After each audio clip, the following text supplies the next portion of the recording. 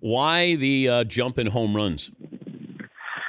I did my homework on this, Dan. I consulted with some of the top physicists in the world, and there's actually a very scientific name for this: freaky.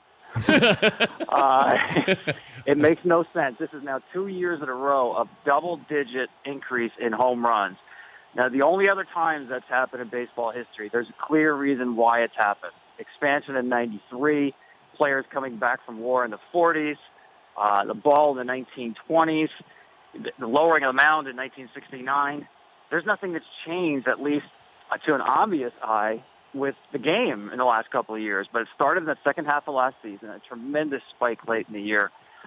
There's only 2 years in baseball history where home runs have been flying out as often as they are this year, and that's 1999 and 2000. And we all know what was happening back then in terms of the pharmacology in the game. It is really freaky. It's not like there's a bunch of hits flying around. And to me, home runs are great. I know people love them, Dan, but I would be a little bit concerned. I used to play a game with my brothers, and you probably did this too. You paint a strike zone on a wall somewhere, probably at the school, right? You try to strike the guy out, and it's either a strikeout, a walk, or a home run. You don't need a defense. You don't need base runners. The game is too much of that these days.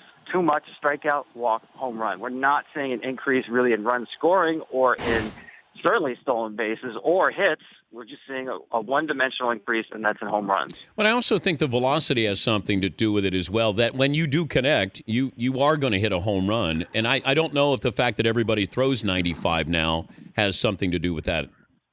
Well, it's interesting. I do think there is something to do with that, but you got to be careful about that old saw that, the harder it comes in, the harder it goes out.